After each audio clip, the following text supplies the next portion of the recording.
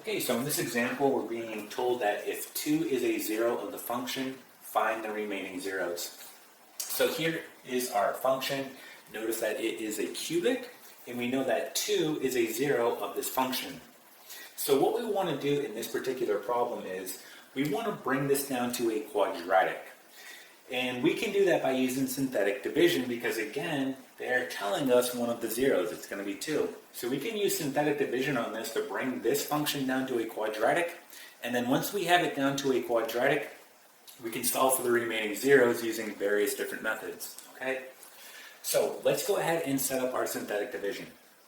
Before we do this, we need to look at our terms. Okay? And in particular, I'm looking at the variables. Notice here that I'm going from x cubed to x, and then to a constant. Notice that I'm missing that x squared, okay? So we need to take that into account when we write out our coefficients. So when we set up our synthetic division, we're just including the coefficients. So for example, I'm going to start with 3. And then again, notice I'm missing that x squared. So for a coefficient, I'm going to write 0. Okay, that's important. And then I go on to my next term. Right here I'm looking at x. So I'm going to write this coefficient right here, which is negative 10. Okay, and then my constant, which is negative 4. So let's go ahead and write that. Okay, so just setting up our synthetic division. Now we know one of the zeros, it's going to be 2. So we're going to put this on the outside. And we're just going to go ahead and do our synthetic division here. So we're going to bring down the 3. 2 times 3 is 6. Okay, we're just adding here, so we get 6. Okay, 2 times 6 is 12. Again, adding, so we get 2 here. 2 times 2 is 4. And just as we would expect, our remainder is 0. Again, because if we have a remainder of 0, that tells us that yes, this is in fact a 0 of the function. Again, they tell you that.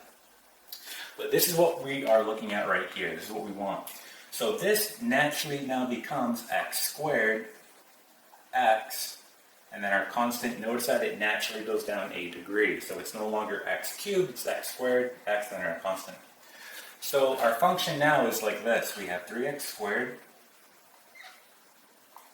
plus 6x plus 2.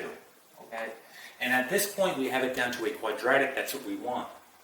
So what we can do is a couple different methods. Let's try to factor it first, right? That will probably be the easiest method.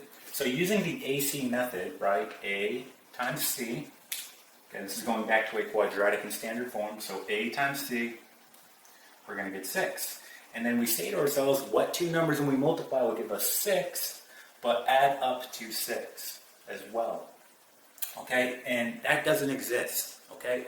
So in this particular problem, we cannot factor it. So let's use the quadratic formula, all right? That will be our default.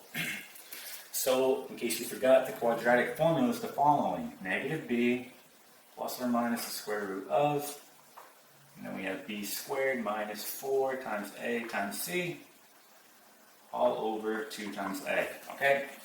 So again, this is going back to a quadratic in standard form, ax squared plus bx plus c. So my b in this case is 6, so I'm going to plug that into b. So let's go ahead and do that. I'm going to write it right here. So we're going to have negative 6 plus or minus, okay, and let's just go ahead and do this out.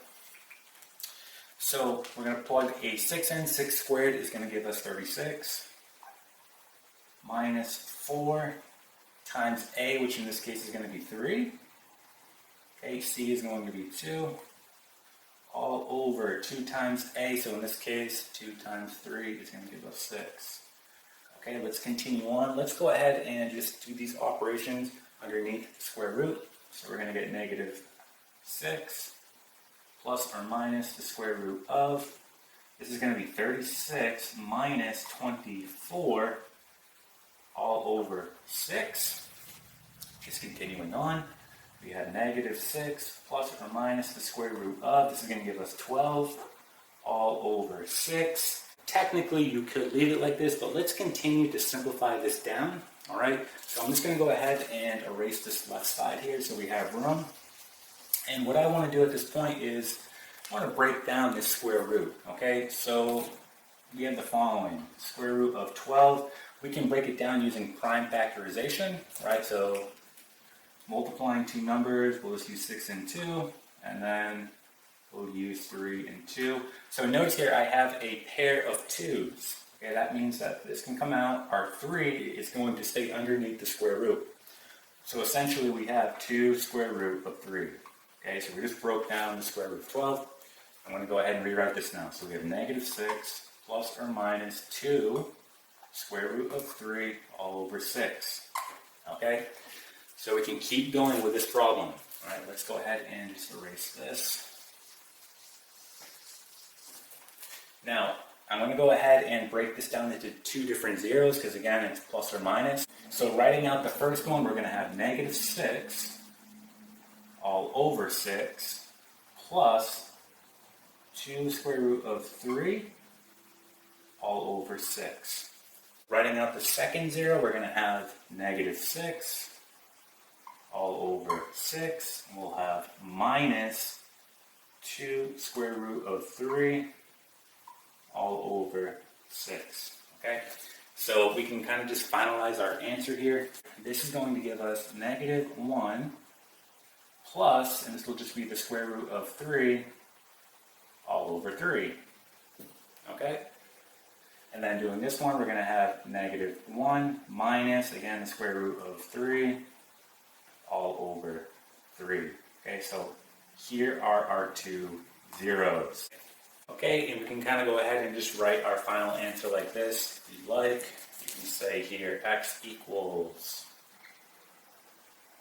negative 1 plus square root of 3 all over 3. And then we have x equals negative 1 minus the square root of 3 all over 3. Okay, so here are our 2 zeros. So in total, we have 3 total zeros of this function, right? And here are the 2 that we just found. Okay, and that is it.